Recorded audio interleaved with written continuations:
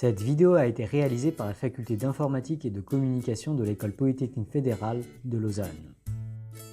La dernière fois, on a parlé de la blockchain. On a vu que c'était une solution trouvée par un certain Satoshi Nakamoto pour permettre une gestion décentralisée de l'ensemble des transactions effectuées dans une crypto-monnaie qu'on a appelée le Deathcoin.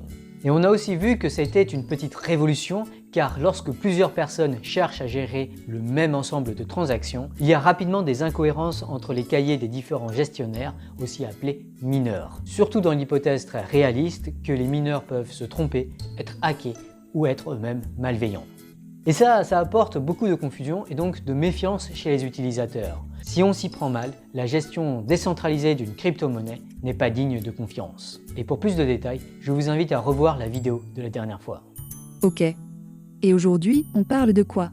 Aujourd'hui, on va voir comment des gymnasiens ont réussi à sécuriser la gestion du Deathcoin en jouant le rôle de mineur. Et l'astuce pour y arriver, c'est d'implémenter une blockchain. Mais avant de voir ce que les gymnasiens ont vraiment fait, je vais devoir rajouter quelques précisions sur la blockchain. La blockchain, comme son nom l'indique, est une chaîne de blocs. Autrement dit, au lieu d'inviter les mineurs à lister les transactions les unes après les autres, la blockchain invite les mineurs à lister des blocs de transactions les uns après les autres avec dans chaque bloc une liste des transactions validées.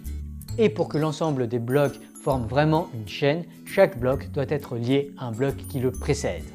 Je vois l'idée, mais je ne vois pas comment on fait ça de manière algorithmique. L'astuce algorithmique pour lier les blocs, c'est de donner à chaque bloc un identifiant et de forcer chaque nouveau bloc à déclarer le nom du bloc qui le précède. Ainsi, même si les blocs sont tout à coup mélangés, ce qui arrive tout le temps sur Internet, il est néanmoins facile de retrouver l'ordre dans lequel les blocs s'enchaînent. Ah, je vois. C'est comme si chaque fois qu'un bloc A est cité dans un bloc B, il y avait une sorte de chaîne virtuelle entre A et B. Alors, il reste encore un gros problème. Les mineurs doivent se mettre d'accord sur quel bloc ajouter. Et pour y arriver, il y a plusieurs astuces. La première, c'est de ralentir le processus de création de blocs. En effet, s'il y avait un nouveau bloc à chaque seconde, ça deviendrait vite le bordel. Pour ralentir le processus de création de blocs, j'ai proposé aux mineurs le jeu suivant. Ils ont un jeu de cartes et ils doivent le mélanger. Et à chaque instant, ils tirent 2 cartes au hasard du paquet. Tant qu'ils n'obtiennent pas As-Roi, ils doivent remélanger le jeu de cartes et retirer à nouveau 2 cartes au hasard. Et puis, dès qu'ils tirent As-Roi, ils doivent se mettre à écrire un nouveau bloc. Je comprends. Comme ça réduit les chances que 2 groupes de mineurs différents écrivent en même temps le même bloc. Ok. Supposons maintenant qu'un groupe de mineurs tire As-Roi. Ils écrivent alors un bloc. Mais comment ils décident ce qu'ils vont écrire dans le bloc? Pour écrire ce nouveau bloc, les mineurs doivent d'abord collecter les demandes de transaction des utilisateurs écrites par les auteurs de la transaction sur des bouts de papier. Pour prévenir chaque groupe de mineurs, les utilisateurs doivent ainsi laisser une copie de la demande de transaction à chaque groupe de mineurs.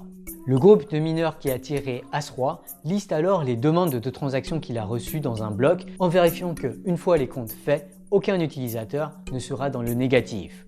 Si un utilisateur tombe dans le négatif, alors sa demande de transaction est temporairement rejetée. Puis, une fois qu'il a conçu un bloc valide, le groupe de mineurs effectue une copie de ce bloc pour chaque autre groupe de mineurs. En pratique, j'ai fourni aux gymnasiens du papier carbone pour effectuer automatiquement ce copier-coller au moment de la première écriture. Puis, chaque autre groupe de mineurs vérifie la validité du bloc qu'ils ont reçu et s'il est correct, ils rajoutent ce bloc à leur chaîne de blocs ou blockchain. En particulier, si Alice veut acheter un dictionnaire à Bob pour 5 Deathcoin, et si Bob est d'accord, alors Alice peut émettre des demandes de transaction à chaque groupe de mineurs. Et Bob doit ensuite demander régulièrement à un groupe de mineurs s'il a émis ou reçu un bloc de transaction contenant la transaction en question. Une fois que Bob voit qu'un groupe de mineurs a un nouveau bloc contenant cette transaction, il apprend alors que la transaction a été validée et il peut donc donner le dictionnaire à Alice. Et voilà comment des gymnasiens ont réussi à implémenter une blockchain.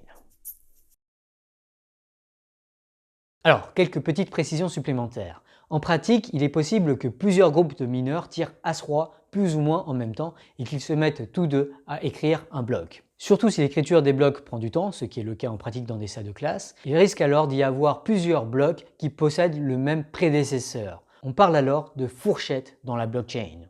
Pour réduire les risques de fourchette en classe, on peut alors demander à chaque groupe de mineurs d'annoncer aux autres groupes le moment où ils commencent à écrire un bloc.